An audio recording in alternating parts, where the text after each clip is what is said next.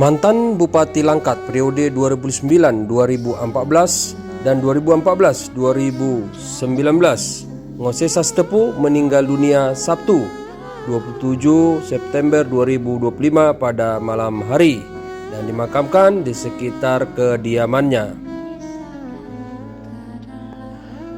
Ngosesa Stepu meninggal di Rumah Sakit Bunda Tamrin sekitar pukul 21.30 waktu Indonesia Barat, setelah menjalani perawatan akibat sejumlah penyakit yang dideritanya. Kabar ini cepat menyebar di media sosial. Sejumlah tokoh masyarakat dan pejabat di Kabupaten Langkat turut menyampaikan rasa belasungkawa melalui akun pribadi mereka masing-masing atas wafatnya sosok yang pernah memimpin Kabupaten Langkat selama 2 periode ini. Ngosesa Stepu lahir pada 30 September 1962. Selain dikenal sebagai politisi Partai Golkar, ia juga pernah menjabat sebagai Ketua DPD Partai Golkar Sumatera Utara.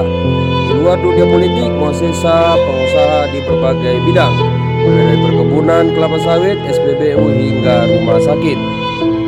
Almarhum dimakamkan pada Minggu 28 September 2025 di pemakaman di Kecamatan Selesai, Kabupaten Langkat atau di sekitar kediamannya. Ikuti terus berita-berita lintas publik lintas Danau Toba. Terus Tohang melaporkan.